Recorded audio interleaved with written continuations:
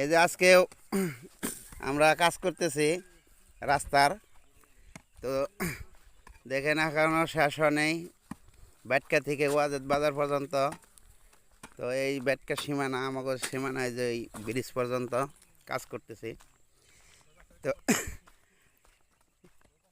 আশা করি ইনশাল্লাহ আজকেও কাজ পুরোপুরি শেষ হবে না, কালকেও করতে হবে।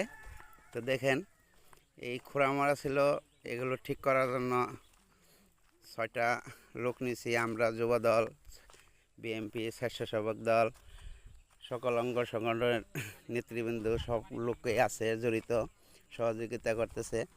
তো এলাকাবাসীর জন্য এইটা করা, তো আমাদের জন্য না, কিন্তু এলাকাবাসী জানি ভালোভাবে চলতে পারে, রাস্তা দিয়ে হাট বাজারে যাইতে পারে, কোনো অসুস্থ মানুষ জানি তাড়াতাড়ি যাইতে পারে।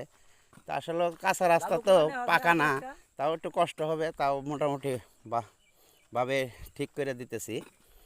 এই আমাদের লোকজন কাজ করতেছে, মাটি কাটতেছে। তো দেখেন রাস্তার কি হাল, খুবই খারাপ। তো চলার কোনো জো নাই, এই কারণেই করতেছি। দীর্ঘ 6টা মাস একটানা বৃষ্টি পড়লো, বৃষ্টির কারণে কোনো রাস্তায় কাজ করতে পারেনি, বা কোনো লোক হাট বাজারে যাইতে পারেনি, খুব কষ্ট করে গেছে।